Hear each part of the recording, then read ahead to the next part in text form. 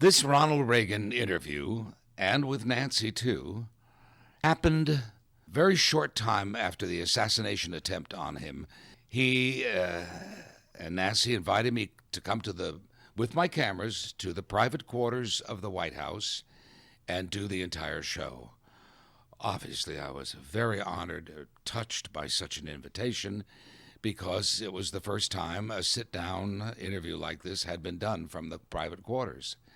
So here's Ronald Reagan, and in the last part of his interview, the entrance of Nancy in a charming interview. What a couple. We have a little gym down the hall a ways, and I conclude every day with a workout there. Mostly a run on the treadmill? No, I walk on the treadmill. Oh, do you? Yes, but the other, there's some pumping iron and some weights and so forth. I have a couple of pretty good routines that were worked out, that all of them aimed at specific sets of muscles and so forth, so keep you balanced. I wonder, Mr. Reagan, if we can talk about the presidency now.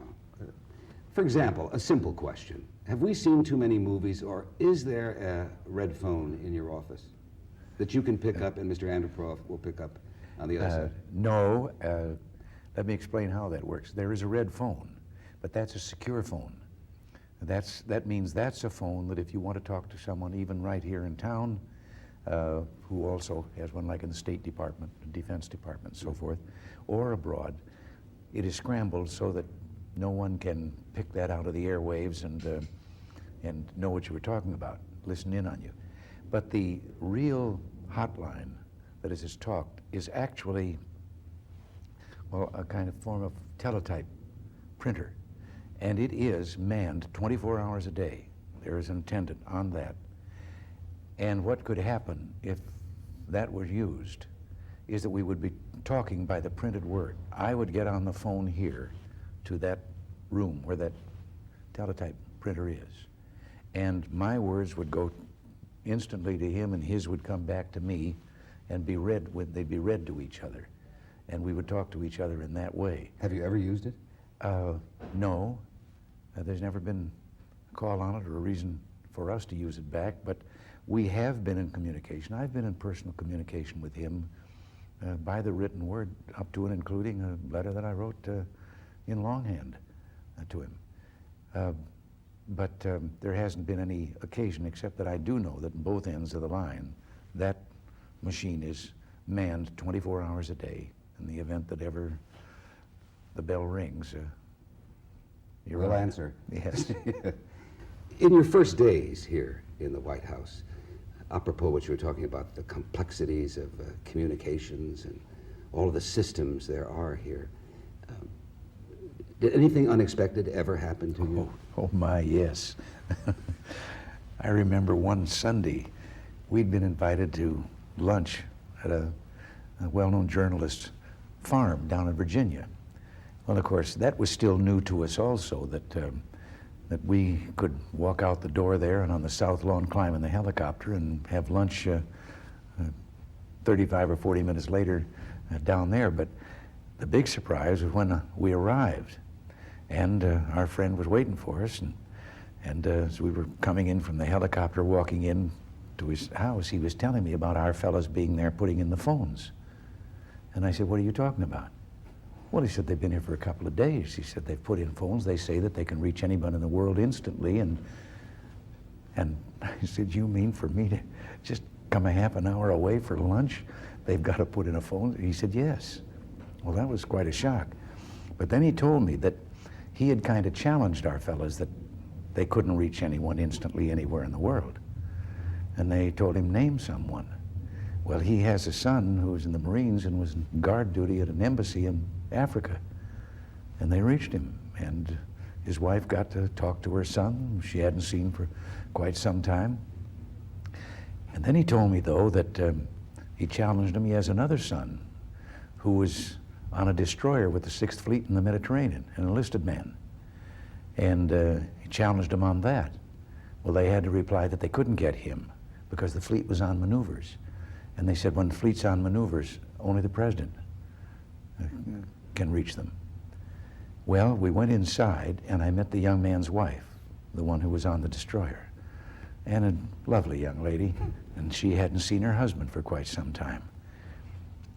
And I went back outside, and I said to the fellas, is this right that I could get a hold of so-and-so on the USS Pratt? And they said, oh, yes, sir. I said, get him. And I went back in and got his wife and brought her out there to talk to her husband. And she was very appreciative, and I was very pleased with myself that I'd thought of such a thing and done this. And it wasn't until I got a letter from the young man that I realized quite what I'd done. He wrote me to tell me that when the fleet is on maneuvers, the airwaves are just full of aerial traffic, admirals talking to admirals and ships talking to ships and so forth. And of course, that was the first thing that brought home to me what I should have thought of, that of course the tag end to that conversation had to be by radio. So I imagine his conversation was out there on the air for the whole Sixth Fleet to hear. Oh, gee. But he then told me, he wound up his letter with this line, which I think is a treasure. He said, the idea of him, a lonely quartermaster, being called to the phone. Oh, he said, first of all, that on the air with all this traffic, suddenly one voice said, White House calling. And then another voice said, what code is that? And then a third voice said, maybe it is the White House. And he said, even Hollywood couldn't have silenced the air as quickly as that was done. A total blackout. Yes. And then he said a lowly quartermaster was called to the phone. One person in the entire Sixth Fleet. And this line then, he wrote, it was as if God had called the Vatican and asked for an altar boy by name. Oh. You pinpointed it perfectly. But I remembered that, and I learned that I'd better watch what I say and where I say it, because right. Things could start happening. You just can't pick up with Nancy and say, let's walk down to the corner and buy a newspaper. That involves several hundred people to go with you, doesn't it? It gets to be quite a group, and I've described it that way. Any place we go anymore, we're a group. But oh yes, I've found that out. As a matter of fact, there are certain doors even upstairs here, like to the balcony, that if I open that door to walk out, that immediately signals various places, and I can look down and see some fellas moving out onto the lawn, and kind of inhibits you a little bit. You start wondering how many people you're going to inconvenience if you decide to go out of the balcony. Knowing you over the years, though, and up close and from a distance, you're a very active man who loves the outdoors. Is there ever a feeling of being a prisoner here in the White House where you just can't get up and go and do the things you want to do? You get a little stir crazy during the week. Lovely as this place is, and it is, and it's a very wonderful place to live, and everything in the world that can be done for your comfort is done. But by the end of the week, it is a little bit confining. Right. And that's where we discovered, as presidents before us have discovered, Camp David. And it's wonderful. You go to Camp David for the weekend, and there you're in a normal house. You can walk out into the yard, you can take a walk, you can take horseback ride. We do those things there, and that is the escape valve. Right. That's the wonderful thing. And then, of course, once in a while, we can get to the ranch in California, and that's sheer heaven. Right. After the assassination attempt on your life, Mr. President, did your personal priorities change? Well, no, I can't really say. I think I had them pretty well in line.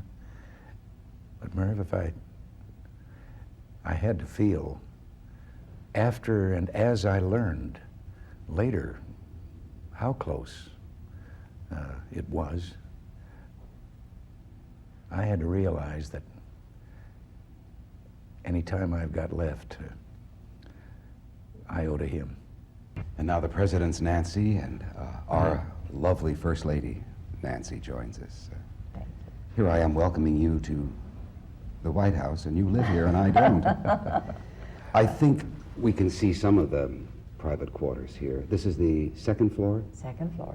Mm-hmm. And how magnificently you've decorated it, Nancy. It's really you've made it very warm and very intimate for what is a very cavernous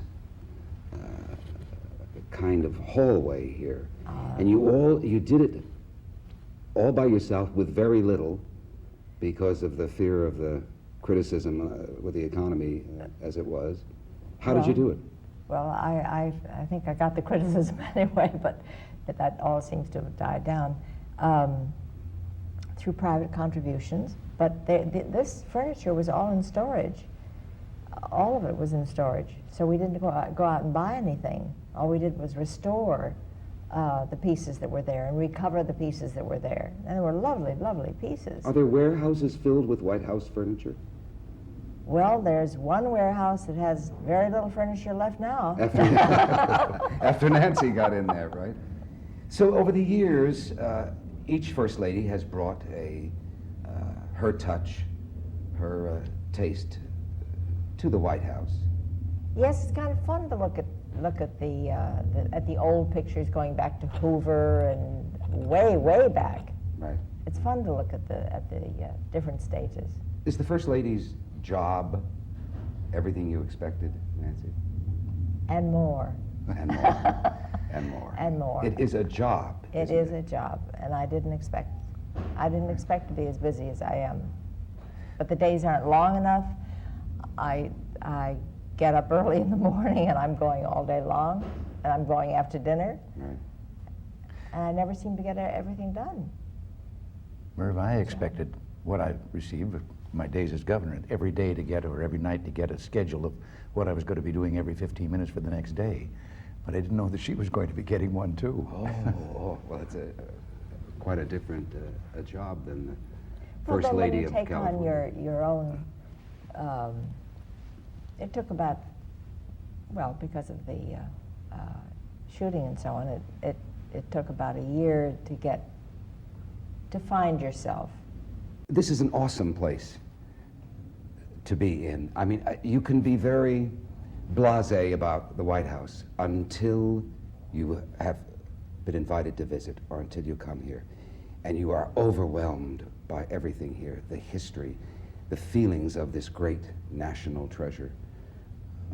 Does anything ever go wrong, Nancy? I mean, it's so staffed. It seems when we come here, everything is just perfect. Has there ever been a terrible moment for you here? Yes, there was a terrible moment for me that had nothing to do with the staff, who are wonderful. And this is, I know you've been talking very seriously, but this is to change the pace a little bit. I had a meeting up here with a lady, and it was a fairly serious meeting. And she and I and Jim Rosebush, who's my chief of staff, were here. The President's laughing already. He knows the story. It must be terrible. And we finished the meeting and everything went well. I had on a skirt and a blouse. And Jim had turned to go to the elevator. Thank goodness. The meeting went well. Is it all right if I stand up? Surely. And I stood up, and I don't think I can. Nope, you're fastened No, right are you there. fastened with the I wires? can. Oh. Well, anyway, I stood up, and I had my hand out to say thank you and goodbye. And as I stood, and she stood with her hand out, my skirt just went right down to the floor. And I was standing there with my blouse on. And I was yelling to Jim, don't turn around, don't turn around. And the poor woman is standing there with her arm out, and I'm grabbing for my skirt, and the only thing I could think of to say was, well, I'm sure this is a meeting you'll never forget. In a previous interview that we did, Nancy, you told me that you worked very hard to maintain your privacy, your relationship, husband and wife, in these quarters. How do you do that?